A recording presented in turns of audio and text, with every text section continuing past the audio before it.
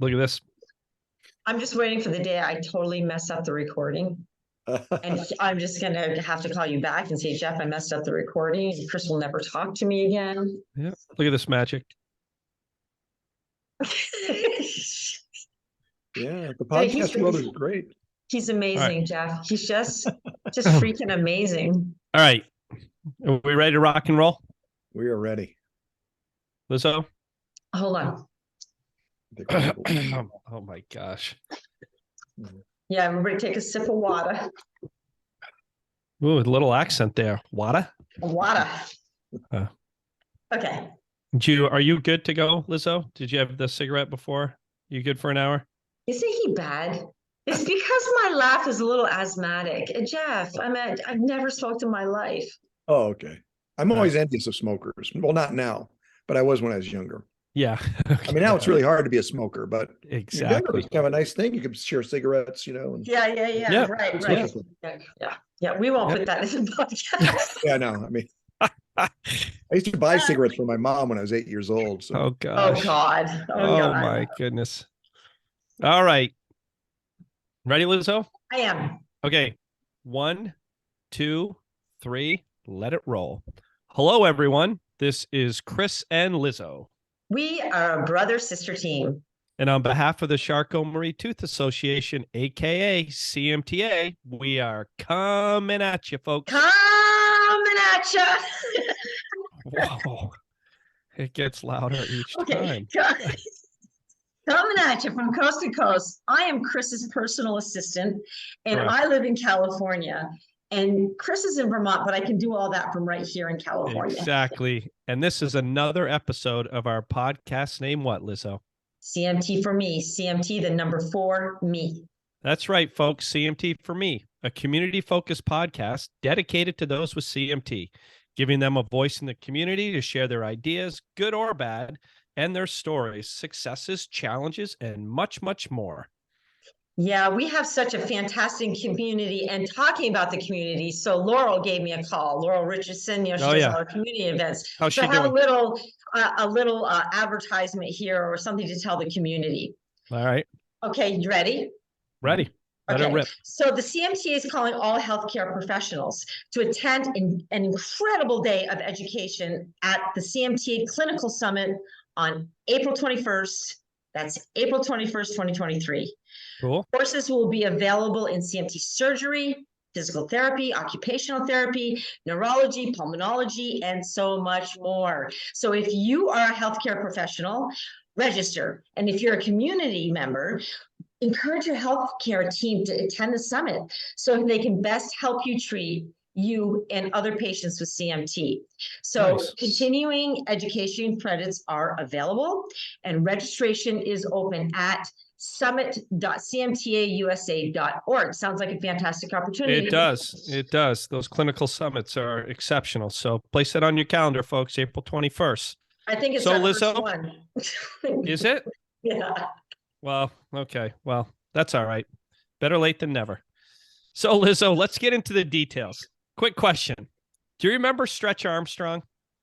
Stretch? Wasn't it that toy that you and Anthony used to use? Oh, yeah. Remember Stretch Armstrong was that man filled with gel, and you could stretch him. He only stood maybe like 2 feet high, and Anthony and I would stretch him like 6 feet, and then he'd just rip, and all this gel would come out, and they gave you these little tiny Band-Aids you could put on to repair him. Oh, my God. Was this him? Oh, yeah. Yeah, that was him. Exactly. Yeah, that was awesome. Hey, love that guy. Why in the heck are we talking about? All right. Well, listen, let me tell you why this is important. And from my perspective, stretching is so important, as you will hear from our upcoming guest speaker. Do you stretch, Lizzo? Oh, I stretch daily, all the time. What type of stretches do you do? Oh, are you quizzing me now? Yeah. Yeah, so I do. Because I don't actually know if you do it. I think you're just saying this. Calf stretches, foot stretches, my toes. I have foot problems. I hamstrings, quads, upper body, stretch all the time, fingers. Jeez. All right, I'm a believer. My goodness. I try to stretch each day. My legs, shoulders, arms, etc. I'm not a pro. However, I should build this into my daily routine. It gets tough. I just have to remind myself. But don't be you do careful, something? don't you do something every morning, like 2 or 3 minutes of some Yeah, voodoo stretching, thing? but it could be better. But I've missed the last couple of days, so I got to put that on my mental calendar here to continue. Mhm, So mhm. listen, with that in mind, Lizzo, why don't you introduce our new guest? Tell us a little bit about him. Jeff Seitzer, he's a writer. He's a Cool. teacher and stay-at-home dad. And Jeff, I think you're still a stay-at-home dad with Penelope, right? Yes, I am. Okay, so he wrote a book, The Fun Master, A Father's Journey of Loss, Love, and Learning to Live One Day at a Time. I read it. I love the book. It's a tragic book with an inspirational core, right? It's an inspirational meaning, and you've gotten a lot out of it. So we're talking about stretching because Jeff is a big stretcher. He stretches Right. all the time, and Jeff has CMT. So welcome, Jeff, to our Yes. CMT for me. Thank you for joining us, Jeff. Delighted to be here. Awesome. And I'll tell you, folks, we did a pre-interview with Jeff, and I was very inspired after hearing his stories, and he will have a lot more to say. So, Lizzo, Yeah, tell us a little bit about yourself. Yeah, well, I want to know more about Jeff. Yeah. So, Jeff, who are you? Where do you live? Tell us about yourself. Give us your history. Yeah, I grew up in Omaha, Nebraska, and then settled in Chicago. I went to graduate school here, and my wife and I decided that this is where we really want to make our home. So I've lived here for 30 some years. Part of the time we've spent overseas in England and Germany, but now we're pretty much settled here. I teach at Loyola University in Chicago and also Roosevelt University. And as Elizabeth mentioned, I'm still a stay-at-home dad. I have a teenage daughter in high school. Oh, she's a teenager. Penelope's a teenager. Oh, I thought she was younger. She's a teenager, yes, very much so. And the fact is, people think that when your kids get older, it gets easier. It doesn't. It's just a little bit different, and requires different skills. So I'm learning those and still adapting, and just finding my life very enjoyable. She's on the rowing team, which is kind of a secret society people don't know about, but once you become part of it, it's kind of like this cult, Yeah. We're moving into the season. It's very engaging and tiring and exciting at the same time. So very active, rich life. Right. That's Jeff, awesome. What do you teach? I teach philosophy and religion. Okay. So at Loyola, I teach a class called Loyola Mission, which is kind of about how the Jesuit understanding of education. It's not an education class. I teach it as kind of a Jesuit philosophy of happiness class. Wow. Nice. Kind of about happiness and how to attain happiness. And then I teach world religions at Roosevelt University. And this fall I might go back to my love, which is teaching political philosophy. That's what my training was in. Okay. Oh my gosh. All those subjects you just mentioned, I didn't take any of them in college, especially the philosophy one. Oh yes. And if she did, she may not have passed them, but no, Elizabeth did very well in college, but not in those subjects. Not in those subjects. Yeah. So Jeff, you have CMT, but it's mild. It's CMT-X, right? And men are usually affected more than women. And you went to see Dr. Shai and everything. So tell me how your CMT is affecting you today. And you have a belief system about how to manage CMT. And I think that would be very valuable for our community members. Yeah, I'm not sure that I believe in reincarnation or not, but I believe I've lived about 3 or 4 lives with CMT so far. And meeting Dr. Shai was a big moment in this history. Because he confirmed absolutely that I had CMT because I was diagnosed with it at 13 and wore braces on my legs. And then in my late 20s, another neurologist said, well, I'm not even sure you have it. And then I finally got a blood test because we had a child and we thought, well, we should see if maybe he could get it from me. Sure. And he didn't have it because it's X-based trait, but I did. And it's type 1. And I was kind of shocked because I've been told before that my symptoms are very mild. And they are, but it's kind of an unusual circumstance in that my left side is very mild. I have very few problems with my left side, and my right side is terrible. Isn't that interesting? Bad. So I kind of feel like it's the tale of two sides, like right. Two cities, in that, my right side is kind of what CMT should be like for someone my age with CMT-X. Okay. They don't go to neutral, even though I've had surgeries and I wear all sorts, orthotics on my right leg. and it's just, I have really bad sore spots, and it kind of affects my gait now. It didn't so much before. So I'm kind of like half and half, I do pretty well. But I have to really work very hard to maintain that. I'm kind of my own personal chiropractor. I'm constantly adjusting my routines to kind of get at certain problem areas. And, stretching, for example, I've realized that if I don't stretch my upper body regularly too, then the rest of my body gets out of whack. So CMT kind of does play a large role in my life. I spent a lot of time adapting to it, but I find that kind of has enriched my life too, though. Yeah, tell us about that. Tell us about that in terms of I remember enriching my you. wife, when I was in my late 30s, and I was doing some stretching, and said, you're actually kind of doing yoga. And I'd kind of heard of yoga before, but I'd never really done it before. I had just kind of developed all these stretching techniques because I would just go according to how I felt. Like I could feel one part of my body wasn't quite working, it wasn't in the right position. So I've spent this whole life trying different approaches to exercise and shoes, and diet, because I also had encephalitis as a kid. Yeah, that's crazy. Like when you were 4, right? Yeah, I had mumps, and the mumps was so bad it produced encephalitis, which is swelling of the brain. So it's kind of like having a stroke, and it left me with all these residual effects. In fact, I wondered with Dr. Shai if perhaps my right side is because I was a little bit paralyzed from encephalitis when I was a kid, right? And he pointed out that they might actually be related, which was kind of something that was really startling, in that people with CMTX, there's a particular protein involved with CMTX, and it's present in both the central and peripheral nervous systems. And some people with CMTX, if they have a metabolic shock, like they're, say, deep sea diving, they can have a central nervous system event like encephalitis or a stroke or something. Yeah.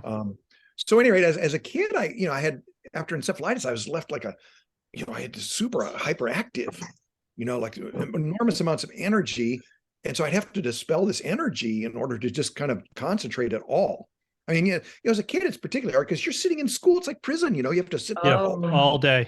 My leg would be shaking, and the teacher's like, you have to stop that. It's like, I would love to stop it. But you can't do it. But like, nonetheless, it was really difficult. So, but at the same time, that kind of, needing to adapt to encephalitis really helped me with CMT, because I'm so active, but then at the same time, you have to be really careful how you're active, because you're going to wear down your joints and your legs, Right.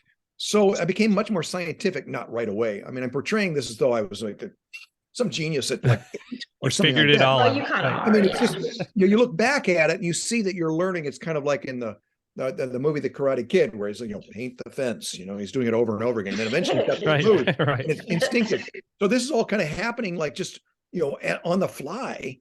But over many years, you look back and you see, well, this was actually helping me become a really disciplined person in a certain way. I'm not super disciplined. I go out to parties and I drink and all sorts of things where I'm not disciplined, but like, when it comes to managing my neurological problems, I am more disciplined.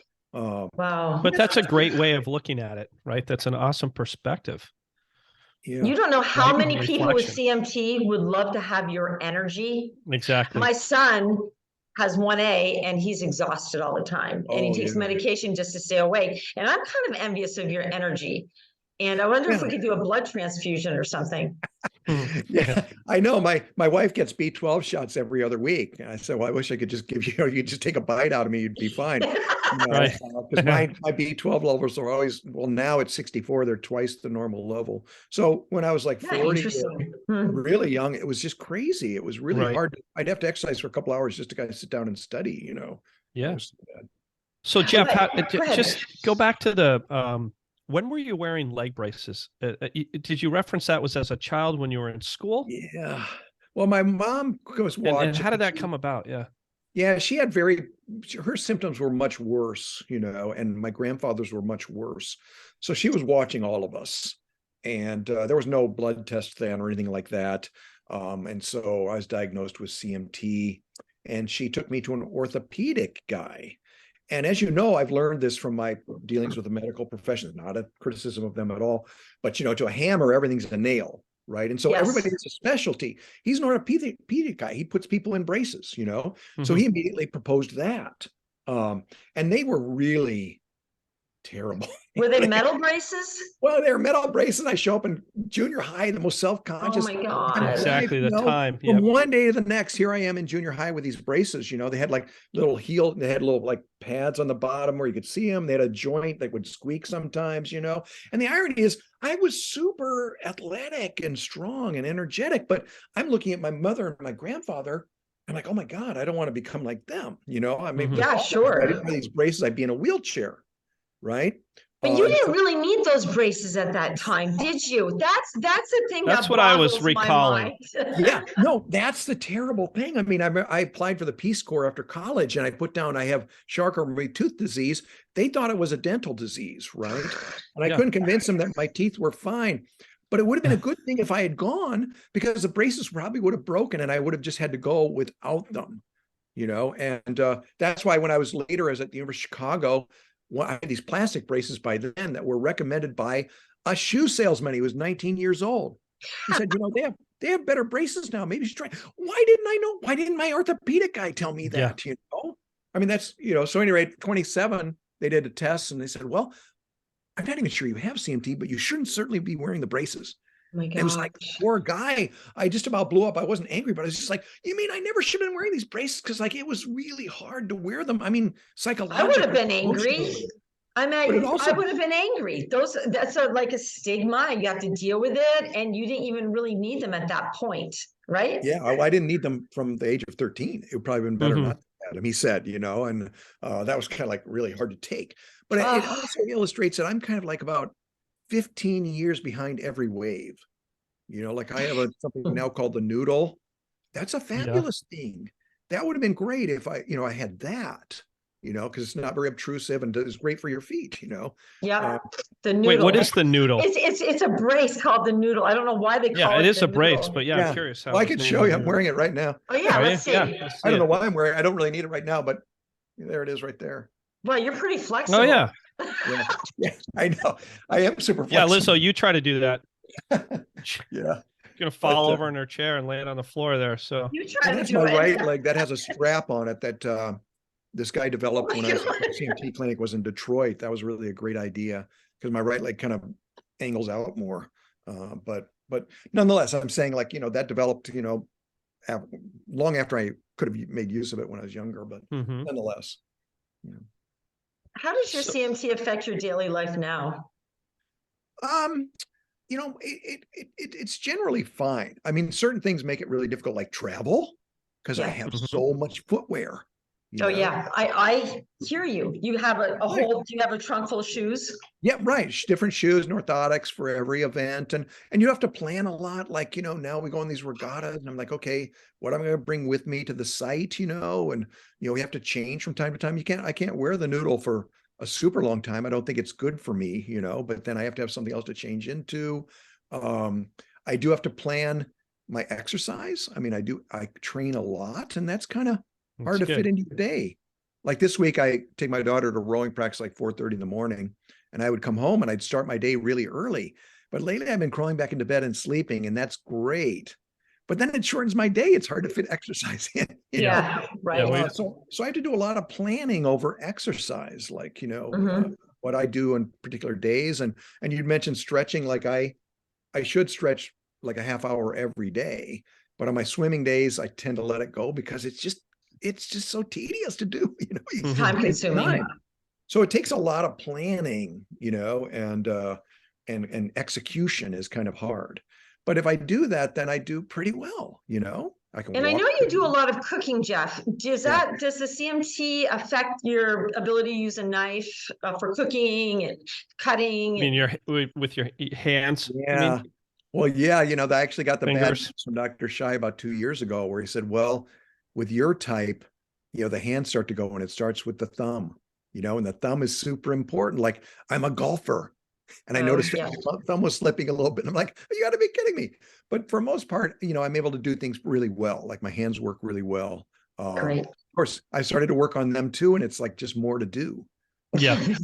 Just one more exercise, right? Or one more stretching I exercise. forgot my little finger splints, for example, sometimes. Do you put them on when you sleep?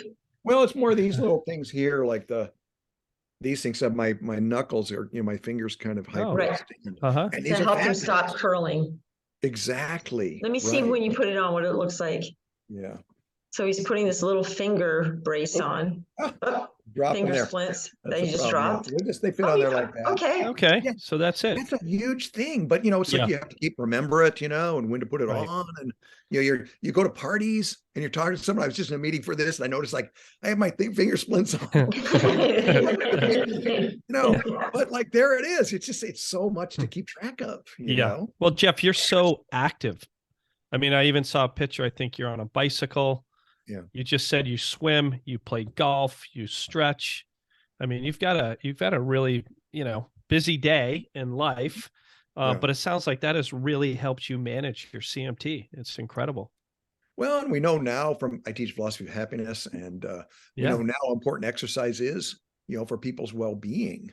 It does help you keep a positive attitude, I think, and I know that perhaps you feel this way. I don't know, but I kind of lean into the pain kind of, when I have a pain, I've learned that I really have to kind of like go at it, maybe exercise even more, which is a tough thing to do. So as you said before, I'm grateful that I have this energy.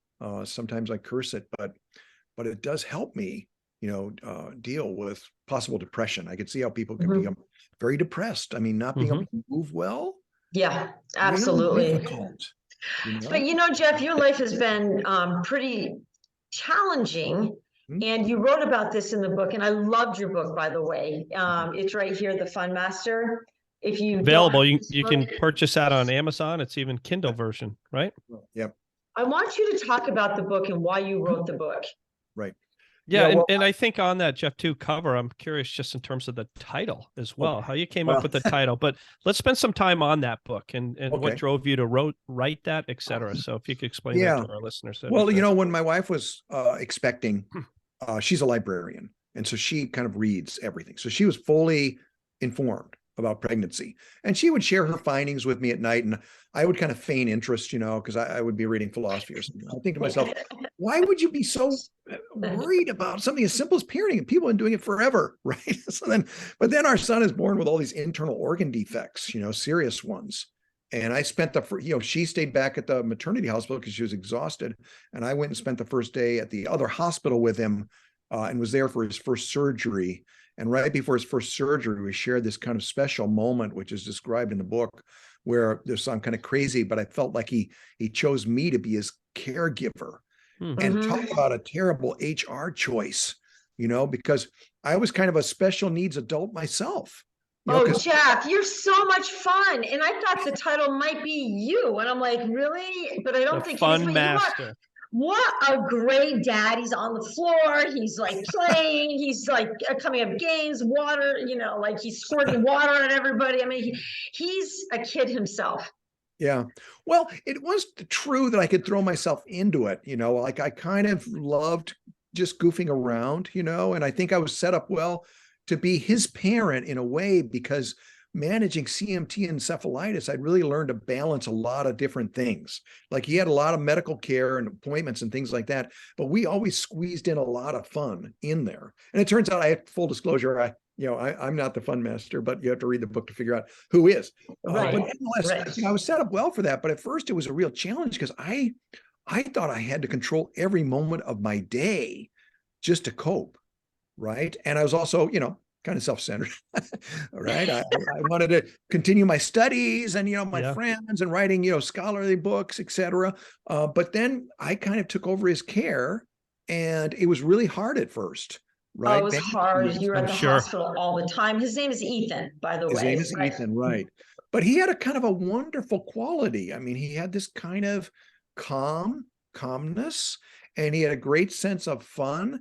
And he really kind of helped me calm down and focus.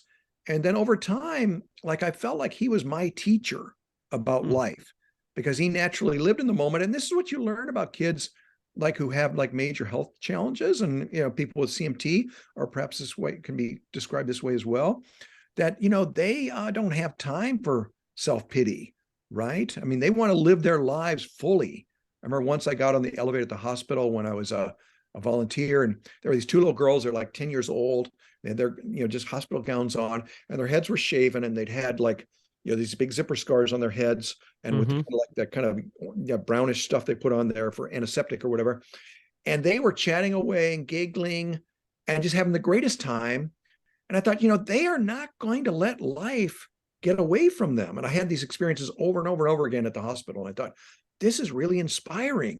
And how can I have so much self-pity for myself when I'm around someone like this who doesn't have a moment of energy for that? Like for him, he ended up having hearing loss because he had this really serious heart surgery.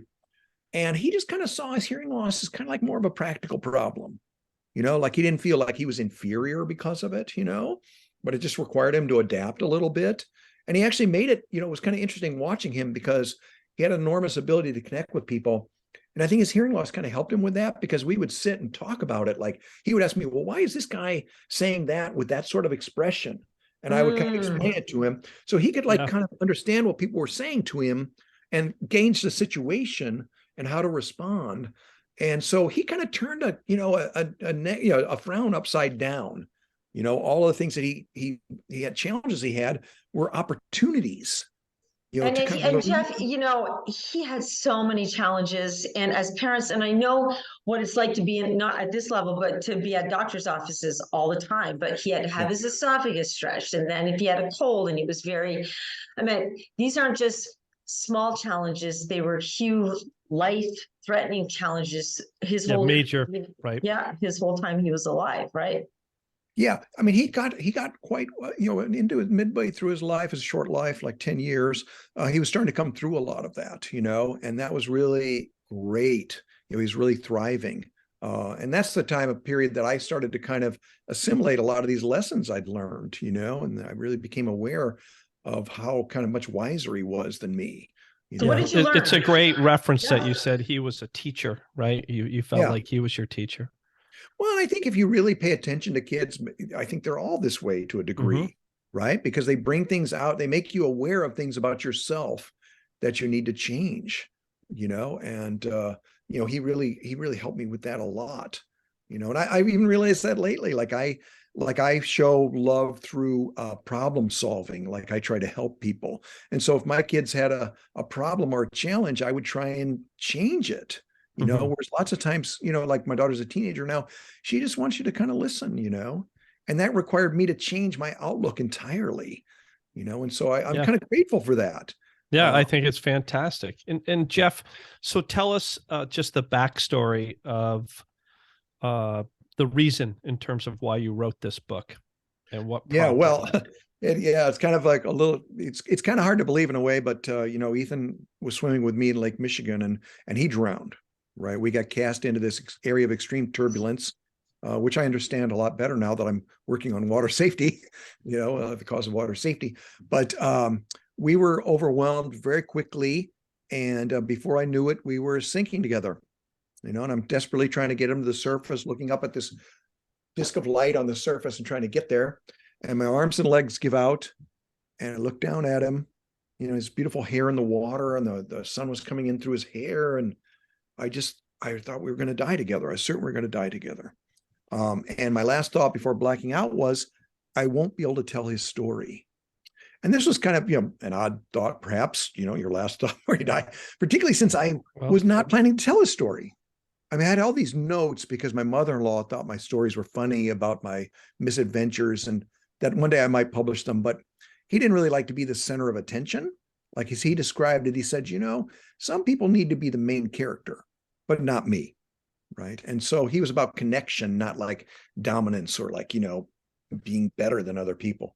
But nonetheless, I had all these notes, and so I felt like I kind of needed to write the book, it was kind of like my duty. But I also realized writing it that it kind of kept me alive, really, because while writing it, I didn't have a lot of time to write it. It was like an hour or two every day, but it was kind of like he would come alive during that time. You were connecting to him. It was a major connection. It was like channeling almost, and so I really kind of had trouble stopping writing the book. First of all, because I had to write about the end, and that was super hard, but also because, I kind of felt like I was closing this chapter.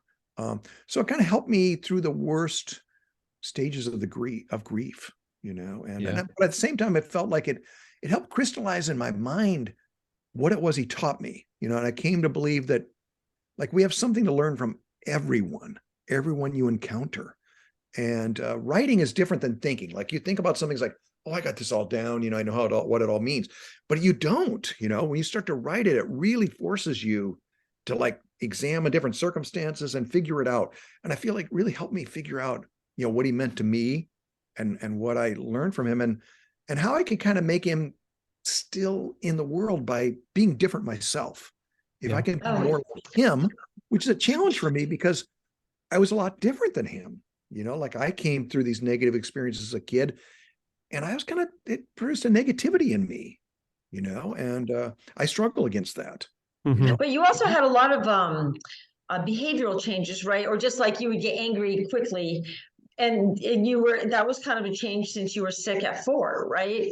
Yeah, the various residual effects. One was, extreme mood swings. Like, out of the blue, like, I met someone in high school. This girl said, yeah, we grew up near your family. And I remember you running down the street with all these adults chasing you, because I would just hop up and run down and run for blocks.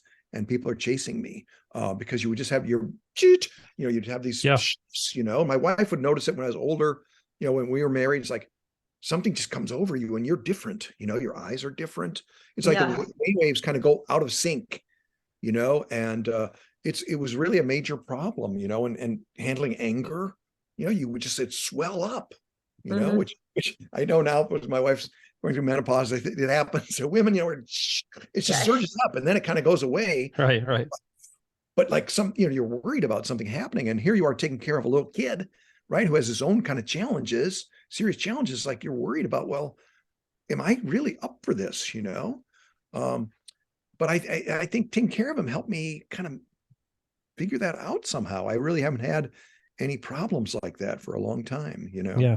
So, Jeff, I have a question here I mean, the story that you just told, it's, you told us this during the interview, and seeing you in person, it makes me very emotional, right? Because I can't imagine that and the relationship that you had.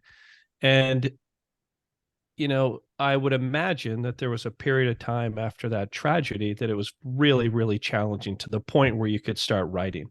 And I'm curious how you navigated through that period and how long that was. And then I'm also curious on, did this situation have how did you and your wife work together? And I think about, was that a challenge as well? Right? Were you separate? I'm sure it's hard to talk about. And just how did you guys manage through that as husband and wife? Well, that's a very good question, because we were in various grief groups for quite a while. And lots of times people would be separated. Like, they had a different style of grief. And I don't, judge people or criticize them for their particular way they handle grief, because, it's their own, they have their own kind of makeup, and, they follow their own muse about what's the best thing to do. But fortunately, we had a very similar one. We both would openly share our feelings, and we had a very rich community that kind of enveloped us, and we would share our grief with them. And it was kind of interesting, being known as a grieving family and being willing to talk about it. People could share their grief. They were living in a secret life, because as a grieving person, you're kind of expected to get over it. You like are. A brave man swam out to try and save Ethan. I don't remember him at all. I was so far gone. But he'd lost a daughter about 2 years before that. And after a year, his grief counselor said to him, you should really be over this by now. Right. And so in our society, in our society, you're expected to be kind of over it, but people mostly just conceal it. It's still there, and so that was kind of, well, I don't want to say a nice thing, in that you're not glad they have this grief, but like, I was happy that they were willing to share it, and their spiritual experiences and how they cope with things. And so we were both kind of on the same page in that way. Now, we did have a daughter. She was 3.5, and we had to kind of change our approach. Like, we had these big parties for the school when Ethan was younger that I described in the book. And we had one for her, it wasn't a party for her. It's just we would invite the preschool over for a big happy hour play date, and people would think, oh, you must be over it now. It's like, no, we're just kind of doing our duty, Right. so there was a certain kind of role playing there. You had to make sure that she wasn't too affected by things, while at the same time you're openly grieving. So that was very difficult to navigate that. But fortunately, we had each other, and we still do. We kind of still share our grief, and it changes over time. It's not like it goes away. It just kind of takes on different forms, and different things remind you of it. Certainly. But it was getting around to write the book was very difficult. I mean, right away, for example, I had 4,000 pages of notes of my time with him, but I could not call up a single memory of him for several weeks after he died. Yeah. And there were a couple breakthroughs. One was I met the man who swam out to try and save Ethan, right? And my great fear was that I sacrificed him to save myself, and that he died alone. And he told me that he had a fuller account of the drowning, and clearly I hadn't sacrificed him. He died in this man's arms trying to get back to shore. And this man, Al Keating, he was drowning, he was drowning himself. He passed Ethan back to me, and all three of us went under. And he made it back to the surface, and my survival is still unexplained, right? I don't know. Jeff, do you think that your CMT had anything to do with your inability to save Ethan? I don't think so. I mean, the thing about I've learned about the Lake Michigan, and the Great Lakes is that, the currents in the Great Lakes reach a speed of 5 miles per hour, which is more than about 2.5 times the top speed of an Olympic swimmer. Wow. So you're being obviously being a great swimmer helps. Like 2/3 of drowning victims are strong swimmers. We were just caught in several currents, at the same time. Right. The typical thing about a rip current, as you know, if you live in California or on the East Coast, is like you get them on their back and you follow it out, and then you wait until you can get to the side. That didn't work here because the waves were coming from both directions. Okay. So I don't know that affected me, because I was a very strong swimmer and I had lifeguard training.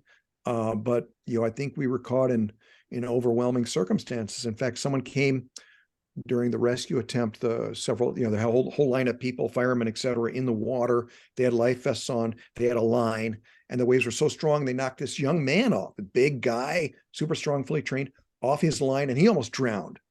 Ethan's godmother had to go out and save him, pull him in.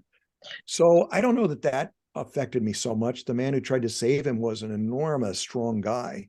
In fact, it was reassuring to me when he showed up, because he showed up, came to our house, and he kind of filled the doorway, because I was afraid that maybe I wasn't strong enough to save him, but I thought, well, no, because he's an enormous, strong person.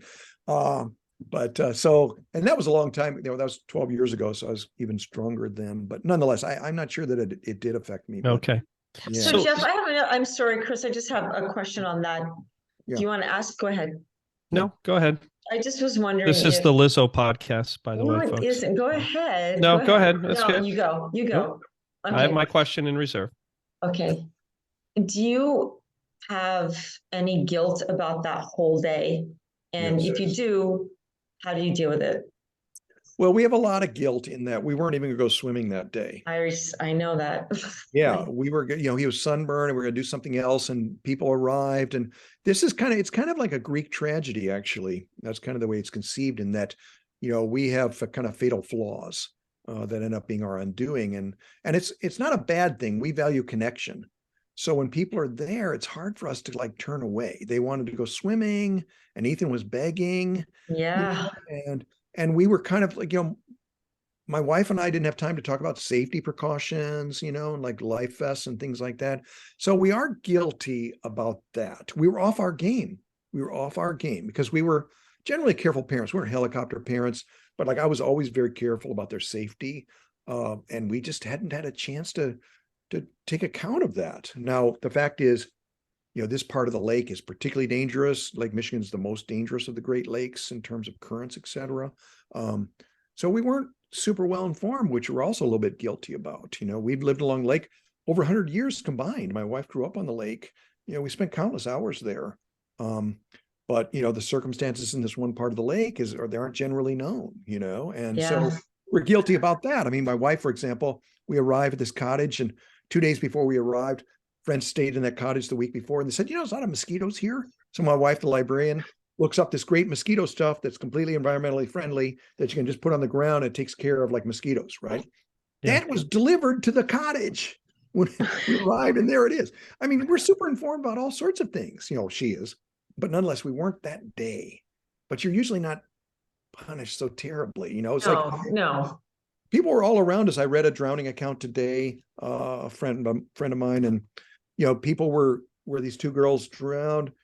People were like a few feet away from them, and they were okay. That's how kind of random it can be. And I'm not Right. trying to excuse myself, but it's like No. a terrible circumstance. I'm but just wondering how you rise above that. And weren't there like 86 drownings that year? Yeah, there were a lot of drownings that year. It was kind of the beginning of an epidemic of drownings in the Great Lakes and in Lake Michigan particularly. And but it is true. Like we do feel guilty. But a part about writing the book is like crystallizing what was really distinctive about him. I think other people can kind of learn a little bit from my experience with him and his unique character. And so that helps a little bit, with that. But, the fact is that's something that we will always bear with us, it's just, and So Jeff, just thinking about the podcast here and things such as this tragedy, grieving your guilt, having CMT, and then, the light at the end is here you are, teaching how to obtain happiness. So in those situations, how do you obtain happiness, right? What is the message there, and what's the path to get you there from your perspective? Well, I think the big key to happiness, and many people have emphasized this, and of course, this ancient wisdom, like Aristotle emphasized this, is to think less of yourself, right? We've thrown ourselves into, our community, for example, and, reaching out to people and being involved in groups where people share their feelings about grief, for example, and now working on water safety. That makes a big difference, because there's something really, the self is a bottomless pit. I mean, we could spiral down and really stay down. But I think like looking past yourself, I mean, that's kind of what I learned from him, really. That was his unique quality, why he could connect with people. Like, I have Irish Alzheimer's where you only remember the grudges, Yeah. He was able to put that past him. Like at each moment, he would look for a way to connect with someone, not because he needed to be liked, but it was just his instinct to make that moment a positive one. And that really helps you navigate difficult circumstances, like chance encounters are great. Like when you go shopping, for example, you really focus on being positive and maybe like letting someone go get in front of you to give them your spot, for example. And it really fills you with light, I think. And, research shows this really, it's very effective. And so like what you guys are doing with this podcast, it really helps people. Thank you. No, it really does. And that's the one thing about CMT today that I find really inspiring is that people are not alone, and so we focus on that, like trying to maintain connections with people. And that takes work lots of times, and so. Yeah. And I think it's, prior guests that we've had, I'm always intrigued by that in terms of there seems to be a kind of up and down cycle when someone is diagnosed with CMT, and that reflection. And I think, oh my gosh, I can't believe this is happening to me. What am I going to do? Depression, etc. And then I'm always so impressed in terms of how they navigate through that. Mm-hmm. And what you said, I think, is really important, is thinking less of yourself and less focusing. Right now, you focus on yourself in terms of stretching and all of those things. But, you have CMT, that's the deal. You can't change that. And you find ways to do other things, and giving back creates happiness for you. I think it's fantastic. Well, one thing that's really great about today is, I mean, there's always a certain amount of uncertainty with CMT or any sort of degenerative condition. But like when I was younger, there was so little information, Mm. right? I'd met the first person outside my family with CMT when I was 25. I'd never met anyone else. And I don't think that, the internet, you don't kind of turn to that because you want to engage in schadenfreude, where you're glad to see someone else's suffering. Mhm. But it helps you understand where you are in the world, and like the blog, I follow how people respond to each other. And there's great little snippets of advice, little things you can do that help relieve your pain and navigate new situations. And that's great for your happiness. That's very empowering. It's very deflating. Like when I was younger, thinking I was just heading for a wheelchair, that's really deflating. Yeah. Right? But you can gain this hope that like it's still going to be okay. And there's things that I can do. If that guy, like I watched a video once of a guy who was trying to open this thing of iced tea. His wife left and said, what I want you to do is pour yourself an iced tea and get the ice, etc. It was like a huge challenge. I mean, it was kind of like climbing Mount Everest for someone without CMT. And he really did it with real good cheer. There's some spilling. I thought that's really inspiring, like doing little things and kind of expanding your universe, even in small ways, is a great way to, gain a little bit of happiness, and feel like better about your place in the world, I think. So Lizzo, maybe we should attend this class and sign up. Yeah, I know. Send us the link. I know, please. You have 2 new students right here. Yeah. But, Jeff, did Ethan know you have CMT? You have CMT? Yeah, he did. I mean, I don't think. Yeah, he actually went to the CMT clinic with me a couple of times, right, in Detroit. Did he ever talk to you about it? Ask you questions about it? Was he curious? I don't know. We talked about it a little bit, but he wasn't someone to dwell on stuff like that. I mean, for him, it's like, well, okay, your feet aren't that great. And that was when I first started to get orthotics, that were noticeable, which were very helpful, but kind of people started to notice them and wonder about them. But, for him, someone who wears hearing aids, for example, he just was kind of like, well, that's just, what you need. Like, when he first talked to us about hearing loss, we're kind of dreading this question, why did God make some children who need hearing aids? And we're like, oh God, that's a tough one. But, we said, well, some people need help with seeing, so they wear glasses. And so for him, it's like, okay, you need a little bit of help with that. But he was a naturally accepting person, and that was do you nice. think you downplayed your CMT because of all of Ethan's struggles? Well, I think that I did have to make it less of a focus in my life. There were days simply didn't work. Like I spent a huge amount of time in the hospital. I would sit with him for like 6 hours, Which must have been incredibly difficult for you, right? Yeah, that was really difficult, and I worked very hard not to like show that, and because I was I don't have a great poker face when I'm in pain or something's upsetting me, I had to develop one, because I didn't want, that to become the focus of our relationship, and he would still be understanding, I think, if I were in pain. But, I would just kind of hobble around, we'd make our way around the neighborhood, and I didn't have good equipment then. That was too bad. I wish I had the toolkit that I have now. Yeah. I have a great toolkit. Very grateful for that. Boy, I mean, we could talk for hours and hours with you. But what if we all want to know what's in that toolkit? Yeah, what is in the toolkit? Yeah, well, I want to know what's in there, and can you replicate that and give me it for Christmas? Well, I actually have one thing that's really intriguing is people have been asking on the blog about traveling, like car travel, and that's really hard when you're just sitting there and your feet kind of are starting to fold under, etc. And I have this thing called little kicks, and they're designed for little kids, right? And they're hard plastic thing, kind of an SMO. And I got them like quite a while ago. I don't wear them for anything else other than when I'm driving in the car, or that I'm like I have a home gym, so I got like an exercycle and a rowing machine. I put them on then.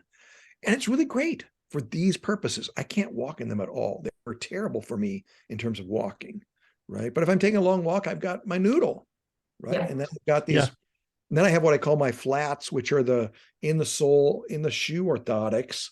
And those are really life-changing. And this is something that people in the CMT community perhaps already know, But listening to various broadcasts, et cetera, and watching the blog, I think they may not know that like all orthotics guys are not created equal, right? Some of them are really good.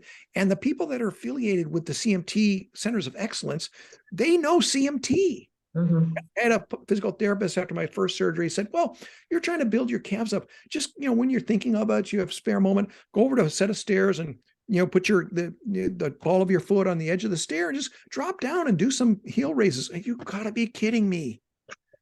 I'm here because I can't do that, Whereas the CMT clinic, you can go to them and say, these are the sort of exercise, they've helped me adapt my exercise program. So, I Right. would encourage people to go to them because they will help you with your toolkit. Because Yeah. I read Okay. these accounts, like, I have mild symptoms, but I sometimes wonder if I do because I take such careful care, of my legs to make sure they're aligned and they've got the right support, for the circumstances, which is tedious. It's so tedious. Well, I also think the stretching program, it helps a lot. I think people just give up on stretching. They're like, well, I my do. toes are going to do this anyway, so why stretch them, right? Yeah, you could talk to the physical therapist there, and they could give you the exercises they give to people when they've had a surgery. And that's how you could start, because you can start really small, right? And that's going to improve your outlook. I mean, you're going to feel better, right? Even a little bit of activity is really a wondrous thing in terms of demeanor and how you feel, right? And I know that may be the home run side. I'm not discounting that for some people, because I know this is something I've learned, like about 1A, these different types, or I heard the podcast with Maddie the other day, Yeah. that terrible 4C, you're like, oh my God. So I don't want to be the guy flashing the home run sign and not judgmental or criticizing people. You have to work within your limitations, but they can kind of help you with that. You got to talk to the right people. Yeah. Thank you so much. You're just a wealth of information. A lot of this It's stuff is in your excellent. blog, on your website. Well, I have publications on my website, some of which were in the CMT report. Okay. Oh, But All I know right. that they talked to me about, my branch leader talked to me about maybe posting things about exercise on the CMT, site or whatever. Absolutely. About doing that because I Definitely. didn't want to make people mad, like it's like, oh, you've got these guys just coming and telling us what we can't do, but it still might help people, Yeah. I agree. Absolutely. There's always a way to do that. And People would it'd be a benefit from that huge- knowledge. Yeah. Yeah. So We have you a couple just, of fun questions for you. Are we ready for those questions, Chris, or did you Okay. have another question? yeah, no, we can go to those fun questions and then we'll wrap it up. I did, well, let me just back up. Go ahead. So Jeff was commenting on a lot of things, and I guess in closing, Jeff, before we get to the fun questions, what advice or, do you have for the CMTA community, in summary, kind of, Yeah. someone Well, listening to this podcast, what would you like to say?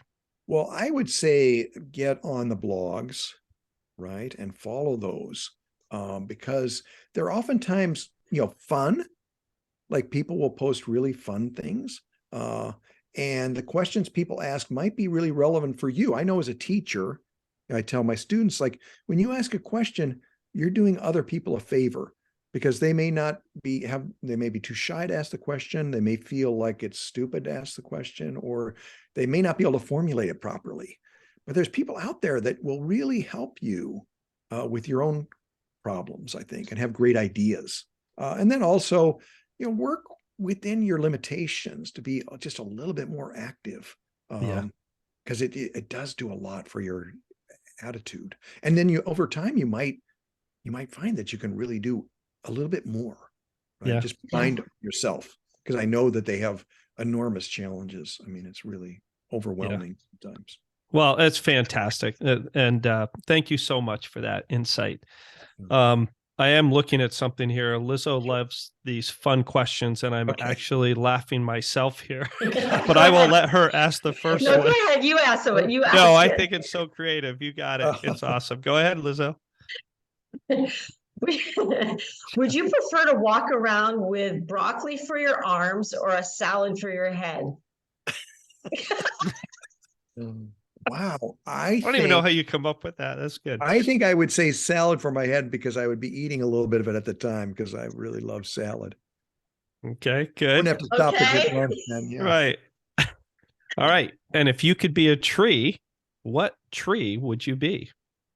Oh, I think I would be the banyan tree, the tree of lives that come down and they put the roots into the ground, right? Nice. So because I feel like, the Hindus believe that reality is 3/4 spirit and 1/4 matter.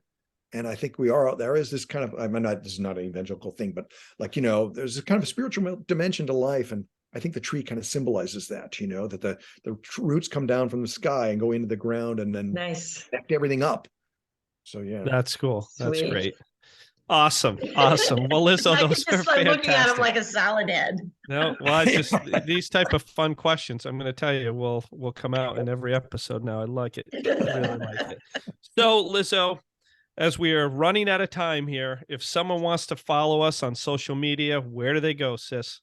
Well, we do have a Facebook page. We have more and more followers, which is great. It's CMT for Me Podcast. So follow us and all the updates and get great tips for living with CMT, celebrate Catterday with us, meet members of the community. It's so much fun. And we also have an Instagram page or whatever you call it, Instagram thing, CMT for Me Podcast. All right, cool. And what happens if one of our listeners today has a story? Oh my gosh, please write us. So we have a form on the CMTA website. So you say Cool. CMT for me, and you can pull that up. Or also you can reach out to us on Podpage. So it's our website, www.podpage.com / CMT for me. Cool. And I'll have that in the show notes. All right. And also, folks, don't forget to leave us a stellar review so we can reach more individuals. And one way to leave a review is to go to Apple Podcasts or go to Pod's page. Is that right? It's hard to say. It's Podpage. Leave a review there, folks. All right. Namaste, my brother and Jeff. Namaste. Thanks, Lizzo. Thank you so much, Jeff. Bye-bye, folks. Until next time. Thank you. Everyone. Thank you so much. All right, Jeff. Thank you. So it was so good. Thank you. Oh, good. I'm glad. Thanks so much. You're awesome. He started to cry. Then I look at him again. His face is all red. And I just, he's really very emotional. Oh, yeah. Well, Did you enjoy it, Jeff? Did you have fun? I did. Yeah. Great. Oh, enjoy the podcast, of course. Yeah. This one right here. Awesome. Yeah, no, I love your podcast. I think it's fabulous. Well, not only that, but I mean, did you have fun being interviewed on this one? Oh, I did. Yeah, no. Good. I mean, the thing is, the one thing about being a stay-at-home dad is like, I'm the guy in the room that no one wants to talk to. Like I spent my whole time, like, the only guy in the room, or in the playground. So now that I've published this book, I'm actually talking to people a lot and I'm kind of an extrovert. So it's like, this is great. The first time I did it, like, wow, they kept asking me more follow-up questions because yeah.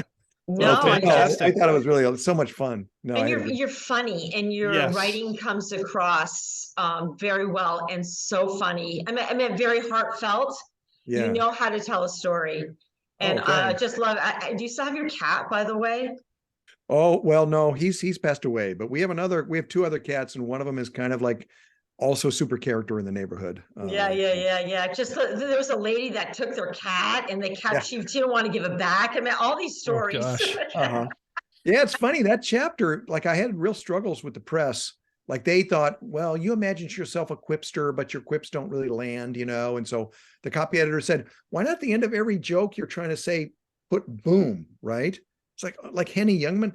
So like they wanted to kind of completely change the book. So I'm so glad to hear your reaction to it because that was the intention, Yeah, and I loved it. But that chapter about the cat, they wanted to cut it entirely. They're like, I don't know why this is in here. It's like, first of all, it's kind of explaining why we adopted a kid. The second thing is the story of the cat completely replicates Ethan's story. He died a week before Ethan died, and like and it's just funny. It's just, it's funny.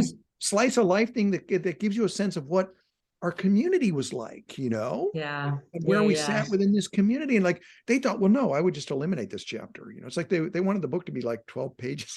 Oh, well, Chris, like he was teaching Ethan and Ethan played piano. Oh, cool.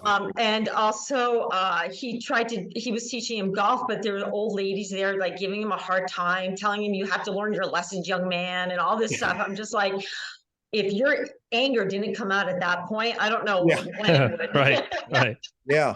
It was hard, you know, and people said to me, I was in workshops, and actually someone wrote an essay about this, that like she had trouble figuring, you know, like my current me is so different from the one portrayed in the book, you know, and she didn't like the one in the book, but she really liked me, you know. It's like, well, that's kind of the point of the book. Like it's about development. You become a different person, you know, that's Right. kind of, but yeah, no, there were a lot of occasions to be pretty angry at people. Yeah. Yeah. Hard. I think I aged a lot, like just Yeah. holding it in, you know, because you couldn't do that, you know, you couldn't just scream at people as much as you wanted to.